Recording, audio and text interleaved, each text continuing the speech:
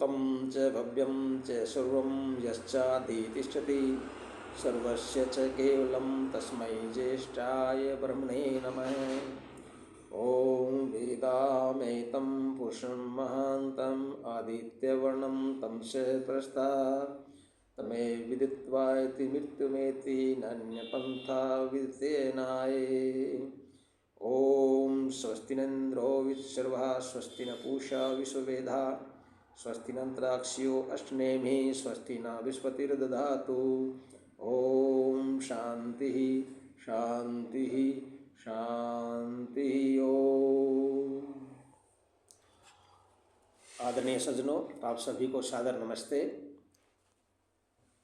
हम पिछले एपिसोड में हमने महाराज दशरथ द्वारा पुत्रेष्टि यज्ञ के बारे में बताया था कि महाराज ने पुत्रेष्टि यज्ञ किया और ऋषि श्रृंग जो महान ऋषि हुए हैं इस संसार के अंदर उस वक्त के, तो उनको वो अपने महल में लाए, अपनी अयोध्या में लाए और वहाँ से जा कर के महाराज ऋषि सिंह ने अथर्ववेद के मंत्रों से यज्ञ किया और इसी यज्ञ के अग्नि में खीर बनाई जो कि जड़ी बूटियों से बनी हुई थी। जड़ी बूटियों से खीर बना करके वो महाराज को देते हैं, महाराज भी खाते हैं और महाराज अपनी रानियों को बांट करके देते हैं, जिनसे उनको ये खुशी से खाया खीर को और उन्होंने अपने आप को बड़ा भाग्यवती माना और उसी से फिर उस उत्तमांगनाओं ने महाराज द्वारा जो खीर दी थी उनसे फिर वो उन्होंने गर्भ धारण किया। आगे आज 9वें सर्ग के अंदर हम बताएंगे कि राम आदि जन्म और बाल्यकाल के बारे में, कि राम का जन्म होता है, उनका बाल्यकाल कैसा चलता है, कैसा बीतता है।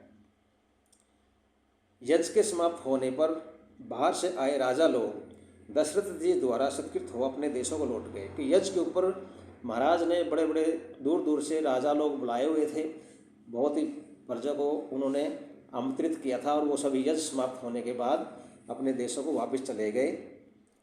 ऋषि श्रृंग भी अपनी पत्नी शांता सहित महाराज से विदा हो करके अपने स्थान को चल दिए। दशरथ जी उन्हें पहुँचाने के लिए कुछ देर उनके साथ गए। इस प्रकार यज्ञ में आए सब महानुभावों को विदा कर दशरथ जी ने नगर में प्रवेश किया और संतान उत्पत्ति की प्रतीक्षा करते हुए सुखपूर्वक रहने लगे गए।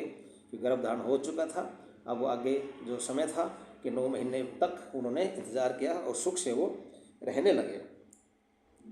यज्ञ समाप्ति के पश्चात 6 ऋतुएं व्यतीत होने पर 12वें मास में चैत्र की 9वीं तिथि को पुनर्वसु नक्षत्र में, जबकि 5 ग्रह सूर्य, मंगल, बृहस्पति, शुक्र और शनिचर अपने उच्च स्थान में स्थित थे। कर्क लग्न में तथा चंद्रमा के साथ बृहस्पति के उदय होने पर कौशल्या जी के गर्भ से श्री राम का जन्म हुआ। सज्जनों, श्री राम के जन्म की देखिए कितना नक्षत्र और समय कितना दिया है यहाँ पर महर्षि वाल्मीकि ने। क्या कि यज्ञ की समाप्ति के पश्चात 6 ऋतुएं व्यतीत होने पर 12वें मास में चैत्र की 9वीं तिथि को पुनर्वसु नक्षत्र में, जबकि 5 ग्रह सूर्य, मंगल, बृहस्पति, शुक्र और शनिचर अपने उस स्थान में स्थित थे।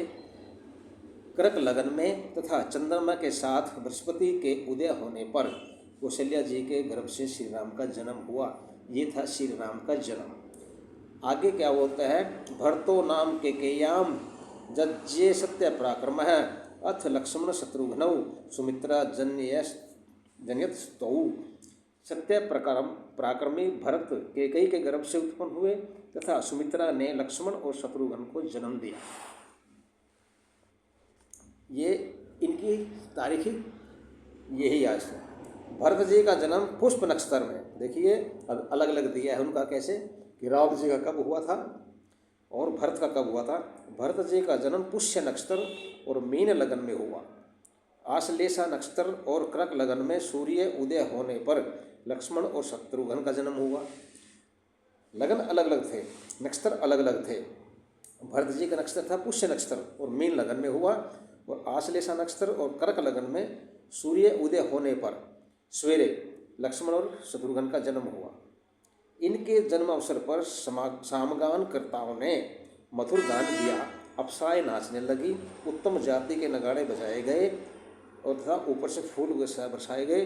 अयोध्या के अंदर खुशी की लहर दौड़ गई और महाराज खुश हुए कि इतनी खुशी में उन्होंने नगाड़े बजाए और बहुत ही सामगान वगैरह हुआ, अप्सराएं वगैरह भी नाचने लगी। तो उस समय अयोध्या में एक उत्सव मनाया गया जिसमें स्त्री और पुरुषों की अपार भीड़ थी। मार्ग स्त्री पुरुषों से भरपूर था। इतनी खुशी हुई, पूरी अयोध्या इकट्ठी हुई राजमहलों में और उन्होंने बहुत ही खुशी मनाई। इस उत्सव में महाराज दशरथ ने सूत, मागध और बंदीगणों को पारितोषिक दिए, इनाम दिए और ब्राह्मणों को धन और हजारों गायें प्रदान की। महाराज दशरथ ने इस खुशी में अपने चारों पुत्रों की होने की खुशी में बहुत ही दान दिए। 11 दिन बीत जाने पर चारों बालकों का नामकरण संस्कार हुआ।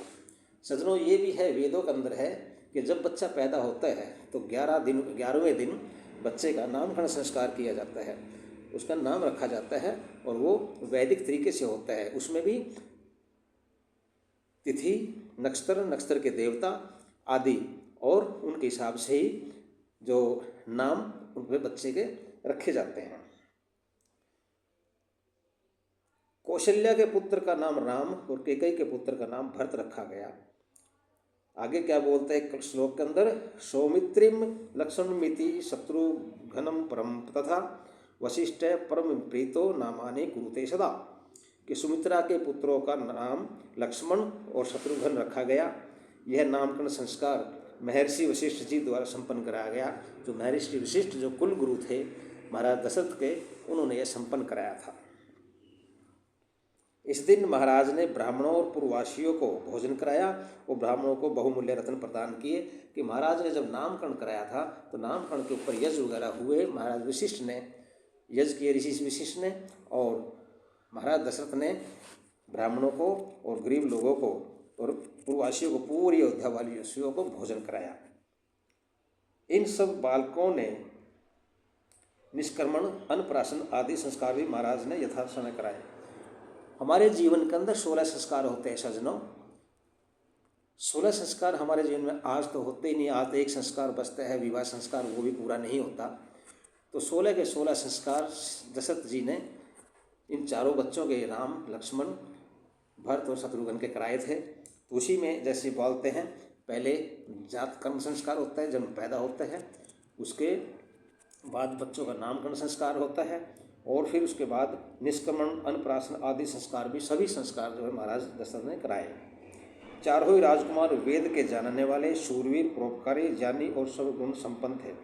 मतलब आगे चल कर के राम, जो चारों भाई थे, वो बहुत ही अच्छी तरह, अच्छे दिमाग वाले थे। उन्होंने वेदों के जानने वाले बने, बड़े शूरवीर बने, परोपकारी और ज्ञानी थे और सभी गुणों से वो संपन्न थे। उनमें भी महातेजस्वी और सत्य पराक्रमी श्री राम निर्मल चंद्रमा की भांति सबके प्यारे थे। शोभा को बढ़ाने वाले लक्ष्मण जी बाल्यकाल से ही लोक हितैषी श्री राम के अति प्रिय थे। जो श्री राम थे वो सबके प्यारे थे और सत्य पराक्रमी थे, बहुत ही असत्य को हमेशा सच बोलने वाले, बचपन से सच बोलने वाले थे। और उनको सबसे ज़्यादा प्यारे बाल्यकाल से ही श्री राम के अति प्रिय थे लक्ष्मण जी। वो बचपन से दोनों भाई इकट्ठे, कहीं भी जाएंगे, कुछ भी करेंगे तो इकट्ठे करते थे। कांति संपन्न लक्ष्मण जी श्री राम को अपने शरीर से भी बढ़कर मानते थे। वे राम के बहिर्गत दूसरे प्राण ही थे। राम और लक्ष्मण के अंदर इतना प्यार था कि वो एक दूसरे का सांस अपना समझते कि ये शरीर मेरा है, सांस उसका है, ऐसे ये मानते थे। इसमें एक बहुत ही अच्छा दिया हुआ है, क्या, नैचे तेन बिना राम लभते पुरुषोत्तम है, मृष्ट मन मुबानी तमस्मनाती नहीं तम बिना। क्या कि श्री राम को लक्ष्मण के बिना नींद भी नहीं आती थी।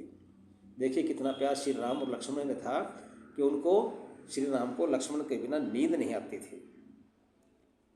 और लक्ष्मण को दिए बिना वे कभी कोई मीठा पदार्थ भी नहीं खाते थे। इतना प्यार था कि अगर राम जी के सामने कोई चीज़ खाने की आई, मिठाई, खीर, जो कुछ था, तो वो लक्ष्मण को दिए बगैर नहीं खाते थे। जब श्री राम घोड़े पर सवार होकर शिकार खेलने लिए जाते थे तो लक्ष्मण जी भी धनुष हाथ में ले उनके पीछे हो लिया करते थे। इतना प्यार था कि राम जी तो करते ही थे खाने का और उसके बगैर सोते भी नहीं थे, लेकिन लक्ष्मण भी इतने थे कि जब श्री राम घोड़े पर घूमने के लिए जाते थे, बाहर जंगलों में जाते थे, तो वो लक्ष्मण उनके साथ तीर लेकर के, धनुष बाण लेकर के पीछे हो जाते थे। इसी प्रकार शत्रुघ्न भरत को और भरत शत्रुघ्न को प्राणों से भी अधिक प्रिय थे। चारों भाइयों में इतना प्यार था कि वो प्यार आज खत्म हो चुका है। हम राम राम बोलते हैं, रामायण भी सुनते हैं, रामायण पढ़ते हैं, लेकिन उन आदर्शों पर नहीं चलते। इसलिए हमें उन चारों भाइयों को देख करके, उनको सुन करके, उनको पढ़ करके हमें अपने जीवन में चलना चाहिए। जब वे चारों राजकुमार ज्ञान संपन्न, सब गुणों से युक्त, लज्जाशील, कीर्तिमान, सब विषयों में निष्णात और दीर्घदर्शी हुए, तब उनके प्रभाव और तेज को देखकर दशरथ ऐसे प्रसन्न हुए जैसे ब्रह्मा जी लोकपालों से। मतलब ये गुण दिए हैं चारों बच्चों के कि चारों बच्चे ज्ञान संपन्न हो चुके थे। वो बचपन से ही उनका एक ऐसा माहौल था कि वो सीखते थे, उनको सिखाया जाता था, माताएं उनको गुरु बन करके उनको सिखाती थी, संस्कार देती थी, इसलिए ज्ञान संपन्न होते थे, लज्जाशील भी थे, कीर्तिमान भी थे। वो चारों बच्चे कभी आपस में शरारत नहीं करते, लेकिन प्यार से उनकी कीर्ति बढ़ी, उनकी बढ़ाई बढ़ी। तो इसलिए सब विषयों में निष्णात और दीर्घदर्शी हुए और इतने खुश होते थे दशरथ जी उनको देख करके, जैसे ब्रह्मा जी अपने लोकपालों को देख करके खुश होते हैं। वे नरसिंह भी वेद अध्ययन में रत, पितृ सेवा में तत्पर और धर्म विद्या में अति प्रवीण हो गए।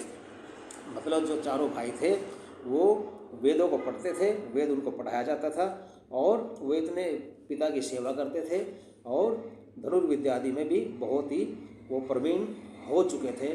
वो इसलिए जो धीरे धीरे बढ़ करके उन्होंने ये किया था कि जैसे श्री राम की पढ़ाया उनको और वो बड़े होते गए। ये बाल्यकाल की उनकी बातें हैं।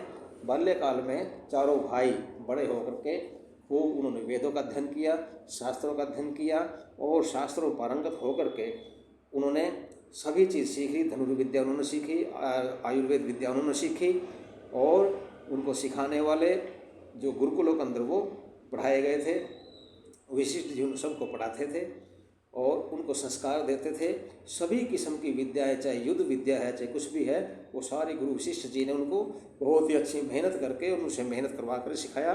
उनका शरीर ऐसा बलिष्ठ, ऐसा ताकतवर बनाया था कि महाराज वशिष्ठ ने कि वो उनकी ख्याति पूरे ही आर्यावर्त में फैली हुई थी।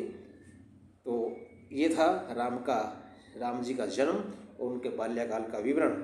आगे आएगा, हम जो विश्वामित्र जी आगे आते हैं उनका विवरण सुनाया जाएगा। अभी तक ये था उनका राम जी का जन्म और बाल्यकाल। आप सबने सुना, आप सभी का बहुत बहुत धन्यवाद। इति ओम शम।